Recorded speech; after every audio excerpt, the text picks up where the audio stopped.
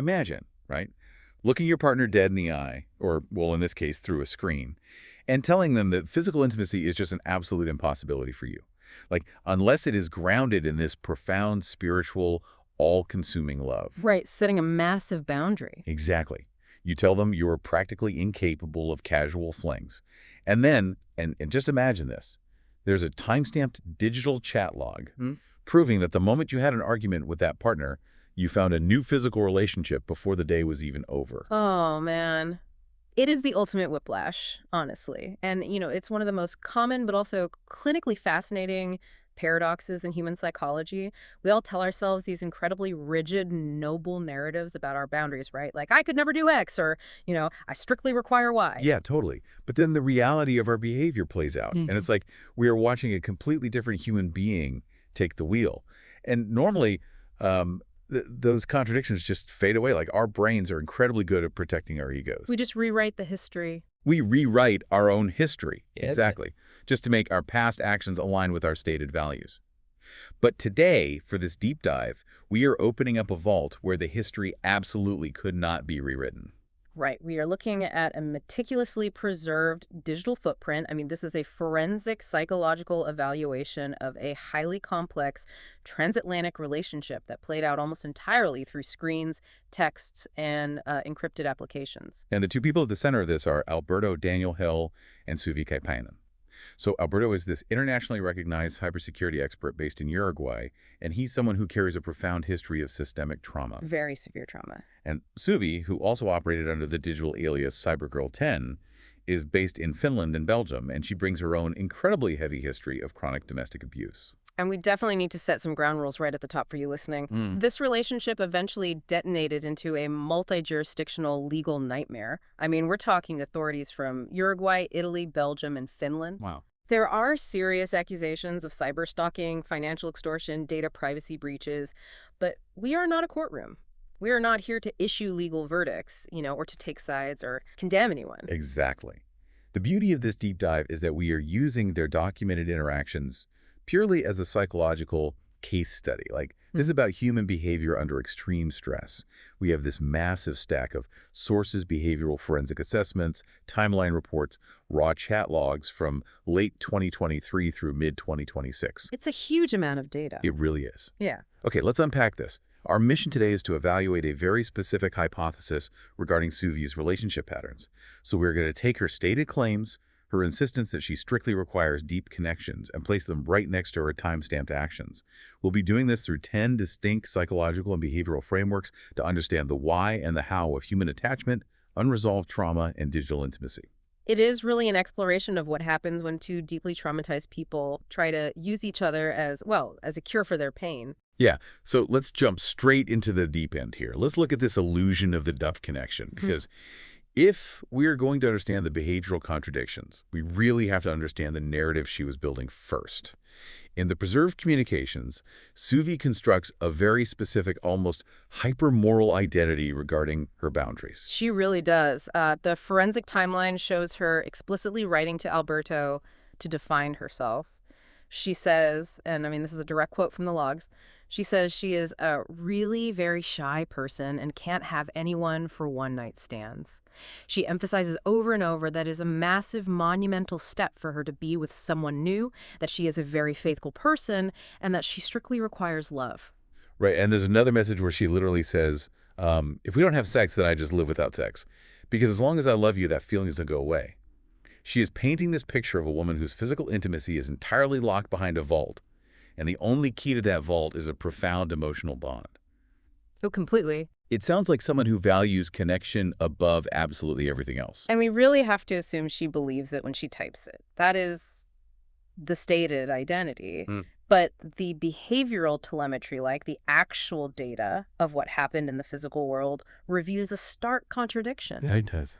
Following a period of intense relational disputes where Alberto had to, temporarily withdraw to manage his own severe mental health issues, the data shows Suvi rapidly securing a new boyfriend in Finland. And it's not like she waited 6 months to mourn the connection either. It happens with breathtaking speed. It happens so fast that Alberto actually confronts her about it in the chat logs. He calls out the exact contradiction we were talking about here. The logs caught it all. Yeah, the sources preserve his raw reaction. He writes, and obviously there are some typos because he's typing fast and emotional, but he says, "You have a new love." Ah, Wow, that was fast. I knew it. Clearly, you cannot be alone. You need a man to have sex with no matter anything. Yeah. And then you tell me you cannot have sex if you do not feel a connection with the person. Sure. What's fascinating here is how the digital record acts as this undeniable mirror. What we are looking at in that specific exchange is a perfect example of cognitive dissonance. Right, the mental clash. Exactly. Cognitive dissonance is that intense mental discomfort you feel when your deeply held beliefs contradict your actions. To resolve that discomfort, the human brain deploys a psychological shield. Like, before the digital age, you could just tell yourself, well, I was emotionally disconnected for months before I met the new guy, or Alberto pushed me away so it doesn't count. But the chat logs don't let you do that. Yeah. The words, "I can only be intimate if I am deeply in love," are sitting directly adjacent to the timestamp of her finding a new physical partner the second the primary relationship fractures. Precisely. And this forces us to ask a mechanical psychological question, right? Why do people construct these rigid narratives about themselves when their immediate actions under stress completely contradict that narrative? It is vital to understand for this deep dive that she isn't necessarily executing a malicious, calculated lie. The narrative of the deep connection is a protective mechanism. It makes the prospect of intimacy feel safe and morally acceptable to her own ego. Wait, I'm struggling with this a bit. Let me push back on that. Could we just look at this and say, maybe she legitimately thought she found a deep connection super fast the second time around? Like maybe she is just someone who falls in profound spiritual love incredibly quickly. I mean, it is a totally fair question to ask, but when analyzing human behavior, you have to look at the velocity in conjunction with the context. By clinical definition, a true deep connection requires time, it requires mutual vulnerability, and sustained trust building. It involves testing the waters, seeing how the other person reacts to your flaws, and building a foundation. Which takes a while. Right. That does not materialize overnight, especially, and this is the key point here, especially for someone who self-reports as being severely traumatized, highly guarded, and, really very shy. So the timeline basically proves the narrative is mathematically impossible. Exactly. When the timeline shows physical and romantic escalation happening almost instantaneously following a stressor, the deep connection is not the cause of the intimacy. It is the post hoc justification for it. The intimacy was a frantic response to the stress of Alberto withdrawing, and her brain applied the deep connection label to it after the fact, so she didn't feel like she was violating her own moral code. Okay, this makes me think of an analogy. Imagine someone who claims they are a strict, absolute vegan, and they tell you it's for profound moral reasons. They give you these long, impassioned speeches about animal rights, how they have a deep spiritual connection to all living creatures, and how they could never, ever consume meat. Okay, I follow you. But the very second the power goes out in their house, the fridge stops working, and they get a little bit hungry, they are caught immediately eating a bacon cheeseburger they found in the freezer. That captures the dynamic perfectly. You have to look at that and ask, was it ever really about the deep moral philosophy of veganism? Or was being a vegan just a luxury belief they maintained when the power was on and things were easy? The moment survival instincts, or in this case, a moment of hunger kicked in, the stated values just vanished. Wow, yeah. For Suvi, this idea of a deep connection might just be the luxury narrative she wears when she feels entirely secure. But the moment Alberto withdraws and the lights flicker, the survival instinct kicks in, and the immediate physical proximity of a new partner wins out. And that neurological pivot from luxury belief to survival instinct is exactly what the analysts focused on in these frameworks. Because this wasn't an isolated incident with this new boyfriend in Finland, the behavioral profiling categorizes Suvi's entire relationship history under the archetype of serial monogamy. Right, the clinical data here is really intense. The report states she has a documented inability to remain unpartnered for more than 6 months at any point in her adult life. She engages in new relationships at the absolute first available opportunity, rather than waiting for a natural, healthy connection to develop. It's basically a revolving door. And to understand why that revolving door never stops spinning, we have to look at the underlying mechanism of her psychology. The profiling indicates she suffers from something called attachment void avoidance. We need to really break down what that means, because she doesn't perceive singlehood the way a neurologically healthy individual might. How does a healthy person perceive it? Just as being alone? Right. For a secure individual, singlehood might be a period of independence, self-discovery, or at worst, temporary loneliness. It might be sad, but it isn't lethal. But for Suvi, being unpartnered is perceived by her nervous system as an attachment void. And to understand the terror of that void, we really have to look at her history. The sources go into detail about her past, and it is incredibly heavy. She suffered from chronic, severe domestic abuse in a 16-year marriage to her ex-husband. They ominously referred to him in the chat logs as Princess. So she lived in a high-conflict survival mode, constantly navigating a minefield for a decade and a half. Exactly. When you are trapped in an abusive dynamic for 16 years, your brain literally wires itself around the abuser. You lose your internal center of gravity. You learn to regulate your own emotions based entirely on the temperature of the room and the mood of the person hurting you. Your identity essentially becomes the person surviving him. So what happens when that person is gone? Like when she finally gets out? The silence is deafening. If we connect this to the bigger picture, we see that for trauma survivors, being unpartnered isn't just lonely, it feels structurally unsafe. The structural unsafety of being alone is overwhelming.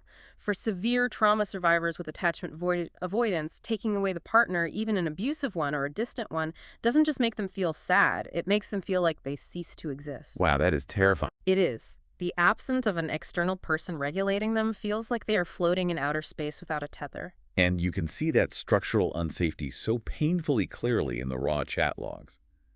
When Alberto withdraws, and just to clarify, he isn't breaking up with her, he's just taking space for his own mental health. She doesn't just text him, "Hey, I miss you, call me when you can." She expresses sheer, unregulated existential dread.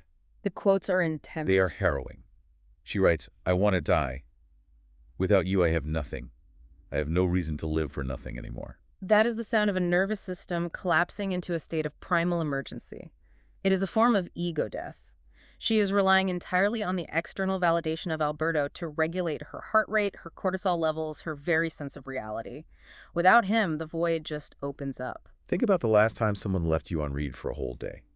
You know that slight twist in your stomach? That minor insecurity. Now I'll multiply that by 1,000. That is the attachment void. Here's where it gets really interesting. When you are facing that level of panic, the serial monogamy we are seeing isn't about calmly evaluating the dating pool. Not all. It's like jumping off a burning ship in the middle of the ocean. You aren't swimming around, taking your time, calmly inspecting the available lifeboats to see which one has the best amenities or the strongest hull. You are drowning. The freezing water is filling your lungs. You are desperately clinging to the very first piece of floating driftwood you can find. That is a phenomenal way to understand the mechanism. Right. The driftwood doesn't have to be a good boat. It doesn't have to be a luxury yacht. It just has to be buoyant. It just has to keep your head above the water.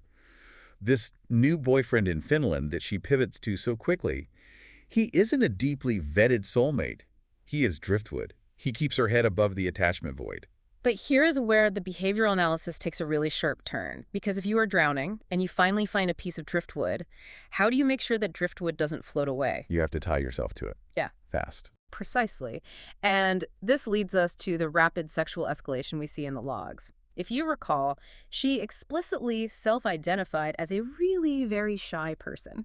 But the preserved communications reveal an immediate, highly explicit sexual escalation and intense role play very early on in her connection with Alberto. The details in the source material are wild, especially considering they are separated by the Atlantic Ocean. They engineered this incredibly meticulous transatlantic intimacy that utilized something they call the 10% rule. Right? The 10% rule. Basically, they agreed to constantly inject a 10% baseline of sexual tension into their daily mundane chats. This was designed so they wouldn't just end up functioning like roommates, talking about her kids and her divorce logistics. She is sending him links to G-spot stimulation mastery videos right out of the gate. And beyond just flirting, they drafted a highly formal, incredibly structured 50 Shades of Grey pact. They called it an exploration pact of trust. They quite literally authored a contract for their digital power exchange, complete with red and yellow safe words to manage the pacing of their psychological and sexual roleplay. Okay, stop right there. I have to call it the glaring paradox here. If she is telling Alberto that she is so incredibly shy that she gets panic attacks just talking on audio in public Twitter spaces, which the logs show she claimed, how on earth is she simultaneously comfortable co-authoring a highly explicit contractual sexual dynamic with the man halfway across the world. It seems totally contradictory. Those two things feel completely 100% mutually exclusive. Yeah. Is she just lying about being shy? It's not necessarily a conscious lie, it's a survival strategy. And the behavioral assessments explain this perfectly. They categorize this as intimacy as a functional surrogate. When we look at the psychology of long-distance relationships, offering immediate, intense sexual intimacy is often utilized as a functional tool. It is used to simulate profound closeness instantly. Okay, explain the mechanics of that. How does sex act as a surrogate? Getting to genuinely know someone, like building actual trust, learning their fears, aligning your values, is an agonizingly slow process. It takes years. But if you have attachment void avoidance, you don't have years. You don't even have weeks. You need the void filled right now.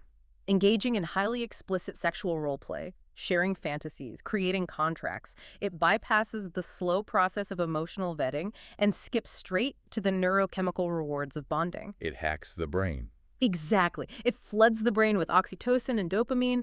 It creates an immediate emotional tether. So in this dynamic, sex isn't the culmination of a deep emotional bond. It's a down payment. That's exactly it. It's like a retainer fee you pay up front to a lawyer, just to guarantee they will answer your phone calls when you're in trouble. She is offering this intense digital intimacy to ensure Alberto will keep texting her, to ensure the void is kept at bay. This raises an important question about the nature of consent and power dynamics in trauma-bonded relationships. When intimacy is deployed not as a shared expression of authentic mutual desire, but as an emotional tether, as a literal survival mechanism against a psychological void, it completely alters the ethical landscape. She is creating sexual fantasy for psychological security. Wait, I really want to pull on that thread. If she is faking the deep connection part to justify the intimacy, is she also faking the sexual desire itself? Or is the physiological desire real, but the psychological motivation driving it is just totally different than what she tells him? But that is the million-dollar forensic question, honestly, and it's something behavioral psychologists study constantly. It is highly likely a complex mix. The physiological arousal and the enjoyment of the role play might be entirely genuine in the moment. Because the body responds either way. Right. The brain responds to sexual stimuli regardless of the overarching motive. However, the psychological driver, the reason she initiated it so quickly and forcefully, is not, I want to share my body and soul with this specific soulmate. The driver is, if I make myself sexually and psychologically indispensable to this man, he cannot abandon me. The intimacy is weaponized. It is an anchor dropped frantically to secure the ship in a storm. But as we see in the timeline, one anchor is almost never enough when the storm is this violent. And that brings us to how she navigated the external chaos of her life, specifically her ongoing high-conflict divorce from her abusive ex-husband. The behavioral analysis talks a lot about safe harbors and secondary supply. Right. We have to look at the broader context of her life during this digital relationship with Alberto. Suvi transitioned almost immediately from that 16-year abusive marriage into a different engagement and then directly into this highly intense dynamic with Alberto. Bouncing from one to the next. Exactly. Romantic partnerships for her are functionally used as a safe harbor against external trauma. Her divorce with Princess is a raging, terrifying fire in the background of her daily life. She needs a bunker to hide in. Alberto, offering this structured, dominant, protective digital persona, became that bunker. But the tragedy here is that Alberto isn't a concrete bunker. He is a human being. And he is a human being with profound, severe trauma of his own. Very severe. The forensic report details his history. He endured wrongful incarceration. He survived solitary confinement in a Uruguayan prison. He has massive systemic PTSD. And because of that trauma, he operates his life on a very strict neurological budget. The analysts refer to it as the captain's firewall. Let's break down the mechanics of the captain's firewall because it is crucial to understanding the crash between these two people. Alberto's emotional battery is strictly finite. When he becomes neurologically depleted, when his PTSD flares up or the stress of his environment becomes too high, he cannot process external emotional demands. His brain goes into a self-preservation mode that he calls a code black protocol. Which means what, practically? What does he do? Practically, it means he withdraws. He goes silent. He puts up a firewall to block out external stimuli so his nervous system can stabilize. He communicates this boundary. He says essentially, I need to go dark for a bit to heal. For Alberto, this withdrawal is a healthy, necessary survival mechanism to prevent a total mental breakdown. But imagine how that healthy withdrawal lands on Suvi's nervous system. It is catastrophic. Right, because her survival mechanism requires a constant, uninterrupted stream of external validation. If she lived in an abusive marriage where silence from her partner usually meant violence was coming, Alberto's silence isn't interpreted as he is healing. It is perceived as a lethal threat. It triggers a huge panic. Yes, it triggers a massive disruption in what the clinical report calls her narcissistic supply chain dynamics. She needs validation to prevent an emotional collapse. So if the primary supply line, Alberto, is temporarily cut off due to his PTSD firewall, what does she do? She doesn't self-soothe. She immediately outsources the job. Which introduces the Italian guy, or as he is referred to in the forensic record, Romeo. This part of the deep dive is where the digital footprint gets incredibly damning. During these periods of stress, when Alberto is in a code black, Suvi engages in a behavior the analysts call digital bridging. Digital bridging is essentially building an emotional and communicative pontoon bridge to a new source of supply while you are still standing on the shore of your current relationship. She used encrypted channels to maintain a peripheral secondary affair with Romeo, and the staggering part is the duality of her behavior. It's really wild to see in the logs. While she was claiming absolute, unquestioning loyalty to Alberto on one app, she was actively seeking secondary validation from Romeo on another. The chat logs with Romeo absolutely shred her narrative of being this shy, submissive, strictly loyal partner. We have to remember the context of her dynamic with Alberto, right? They had agreed to a consensual power exchange, where Alberto was explicitly framed as the master. Under the rules of that very specific dynamic, infidelity wasn't just cheating. She explicitly agreed it was theft from her master. It was a violation of the core structural rule they built their intimacy on. Yet while Alberto is offline trying to manage his PTSD, Romeo is messaging Suvi things like, "The general doesn't like to be covered." And he's referring to erotic photography she is sending him. And she isn't shutting it down. She is reciprocating the sexual humor. She is actively planning potential flights to meet Romeo in Greece or Brussels. And she is doing all this while actively hiding this double life from both her abusive ex-husband and Alberto. Why does she do this? We have to look at it through the lens of a failing neurological power grid. The validation supply must flow, no matter what. If Alberto is the main power grid for her ego, and he suffers a rolling blackout because of his trauma, she goes into full panic mode. She does not trust that the main power grid will ever come back online. Because in her past, with her ex-husband, the power grid was constantly weaponized against her. Exactly. Her lived experience tells her that people are fundamentally unreliable. So instead of sitting in the dark and waiting for Alberto to heal, she taps into the secondary supply. So what does this all mean? It's literally like a hospital running a backup generator. You tell the city's electric company, Alberto, that you trust them completely, that you are totally reliant on their grid. But secretly, in the basement, you're paying for a massive diesel backup generator, Romeo. That's a perfect analogy. You keep it fueled up, you run maintenance checks on it by flirting with him because you are fundamentally, structurally terrified of the lights going out. It is an emotional insurance policy against the void. But here is the catastrophic flaw in that strategy. It collides head-on with Alberto's core operating system. Alberto operates on a framework he calls the Walter Protocol, which demands radical transparency and non-transactional loyalty. For someone like him, discovering the backup generator in the basement doesn't just hurt his feelings, it destroys the entire architectural foundation of the trust. And when that foundation crumbles, the fallout is devastating. Which brings us to the final, most shocking phase of this behavioral analysis. We have to look at what the analysts call the safe target availability pattern. This is where we see the ultimate cost of using another human being as a functional coping mechanism. Behavioral telemetry demonstrates that Suvi doesn't just pick any driftwood. She unconsciously selects targets who are immediately available, but more importantly, people who are psychologically vulnerable and geographically distant. Why vulnerable, though? Wouldn't you want a strong, invincible partner if you were scared? You would think so, but a truly secure, invulnerable partner would instantly recognize the frantic boundary crossing and walk away. A vulnerable target, someone with their own trauma, someone geographically isolated, allows her to quickly establish that emotional anchor without having to undergo the rigorous vetting of a healthy relationship. A vulnerable target is less likely to abandon her because they are often just as hungry for connection. And Alberto is the ultimate safe target for this pathology. He is halfway across the world in Uruguay. He is operating under strict, self-imposed ethical rules, that Walter Protocol of radical transparency, and he has massive mental health vulnerabilities.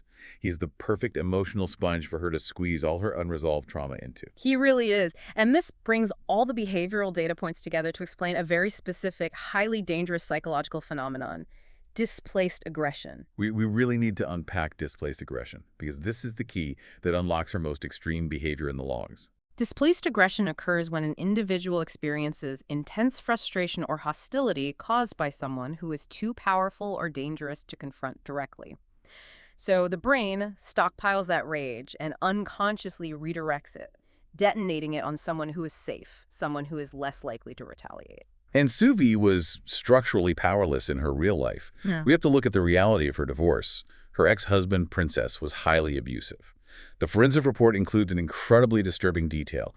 During a period of high-level terrorism threats in Europe, her ex-husband illegally smuggled their 11-year-old child across European borders. A massive, terrifying, real-world crime. And what was Suvi's documented reaction to her ex-husband kidnapping their child across international lines? Yeah. Total paralyzing passivity. She didn't fight him. She even signed retroactive travel permits for him after the fact to cover it up. Because attacking her real abuser was too dangerous. The legal blowback, the emotional terror of confronting him, it was simply too severe for her exhausted nervous system to handle. Furthermore, she was dealing with a completely unresponsive lawyer, compounding her feelings of helplessness. Her ego is entirely depleted. She is filled with entirely justified rage, terror, and grief. She cannot direct it at the person causing it. So the human mind, operating like a hydraulic system under immense pressure, has to find a release valve. It finds a safe target. She takes all the venom, all the anger meant for her abusive ex-husband, and she injects it directly into Alberto. She redirects the hostility toward the person who promised never to hurt her. And the way this displacement manifested in the digital footprint is staggering. It is shocking.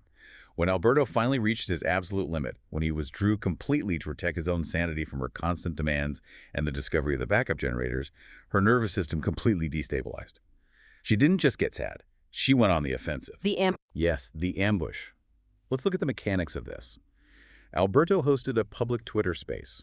This wasn't just a random chat. It was a space he cultivated specifically as a safe, therapeutic community for trauma survivors to discuss mental health. Suvi, operating under her digital alias, invades this public space to confront him. Alberto, trying to maintain his boundaries and de-escalate, tells her gently that he will call her privately in an hour. Her response. She demands, "Call me now." She is publicly prioritizing her immediate panic over his explicitly stated psychological boundaries. It is a total inversion of care. But the escalation doesn't stop there. To force him to regulate her panic, she weaponizes highly sensitive family custody data. In front of an audience of complete strangers, she publicly interrogates Alberto about a legally restricted 5-minute communication limit she has with her 11-year-old child. Let's pause and recognize the severity of that. She is broadcasting a minor child's private, highly sensitive legal and emotional vulnerabilities to the public internet, purely as a tactical maneuver to win an argument and force Alberto's attention back onto her. It is a profound, desperate boundary violation. And when that didn't force Alberto back into the role of her emotional sponge, the displaced aggression morphed into a full-blown cyber-stalking and harassment campaign. The forensic timeline tracks the escalation day by day. She begins operating under multiple digital aliases to bypass his blocks. She legally changes her surname in Finland to Hill. Think about the psychology of that. She isn't married to him, he is withdrawn from her, yet she literally anchors her legal identity to his name in a foreign country. It is the ultimate refusal to let the driftwood go. It is an attempt to permanently bind herself to the target, even in his absence. And it gets so petty, but so calculated. She mocks his platonic friends online. She posts photos of her feet painted with red nail polish, specifically designed to incite jealousy or get a reaction out of him. She even uses artificial intelligence to generate and publish songs mocking their conflict. But the most tragic escalation of this displaced aggression, the ultimate collateral damage, involved Alberto's family. Yes. When Alberto remained behind his firewall, Suvi targeted his 73-year-old mother, Maria Gloria Antonioli. The log shows Suvi publishing long, highly emotional, manipulative public letters directed at this elderly woman. And she crosses a horrific line. She uses extortionate threats, hinting that she will expose private financial details to the mother. And the physiological impact of that harassment was severe. The stress of this international cyber-stalking campaign induced an acute physiological collapse in the 73-year-old woman, ultimately leaving her in a wheelchair. All because Alberto was the safe target. All because Suvi's nervous system couldn't handle the void. Look at the tragic, almost Shakespearean irony of this entire behavioral pattern. Suvi's entire pathology, her every action, is driven by a primal, terrifying abandonment anxiety. She chooses a safe, loyal target in Alberto specifically to heal that anxiety, to prove to herself that someone will stay. But the method she uses to guarantee he stays is exactly what drives him away. Right. Her relentless, boundary-destroying extraction of his emotional resources, using a PTSD survivor as a trauma sponge, maintaining secret backup generators with the Italian guy, displacing all the violent rage meant for her ex-husband onto him, broadcasting her child's custody limits, extorting his elderly mother. Her actions forcibly destroyed the safe harbor. She forced the one target who swore under his Walter Protocol to never leave her, to abandon her just to survive the onslaught. It is the ultimate self-fulfilling prophecy of unhealed trauma. The fear of abandonment creates the behaviors that guarantee abandonment. It's like my drowning analogy from earlier. You are drowning in the freezing ocean and someone on a boat throws you a life preserver. But instead of just holding onto it, trusting that it will keep you afloat, you are so deeply terrified of sinking that you claw at the life preserver. You bite it. You squeeze it with your fingernails with everything you have, panicking until you pop the plastic. You destroy the very thing saving you, and then you both sink. That is a profoundly sad but clinically perfect summary of the behavioral forensics we have just unpacked today. So as we wrap up this incredibly heavy deep dive, bringing together all these psychological frameworks, we arrive at a crucial insight. This digital footprint reveals the absolute danger of confusing the utility of a relationship with the intimacy of a relationship. That is the core takeaway. Using another human being as a functional tool, as a piece of driftwood, as a backup generator, as a trauma sponge, to avoid the void of being alone, is not the same thing as actually knowing them. It is not the same thing as respecting them, and it certainly isn't loving them. It's just survival. And honestly, this invites every single one of you listening right now to take a hard, uncomfortable look in the mirror. Think about your own relationship patterns, the people you choose to date, how fast you move into a new dynamic, how you react when your partner asks for space. Do your actions actually reflect your stated highest values? Or, if we looked at your time-stamped chat logs, would we find that your deep connections are just trauma responses in a really good disguise? It is a question that requires a level of radical honesty that most people spend their entire lives avoiding. And I want to leave you with a final thought to ponder, something that builds on the very medium these two people used to connect. We live in an age where we can instantly bypass geography. A cybersecurity hacker in Uruguay and a trauma survivor in Finland can engineer an entire, all-consuming universe of intimacy through a piece of glass in their hands.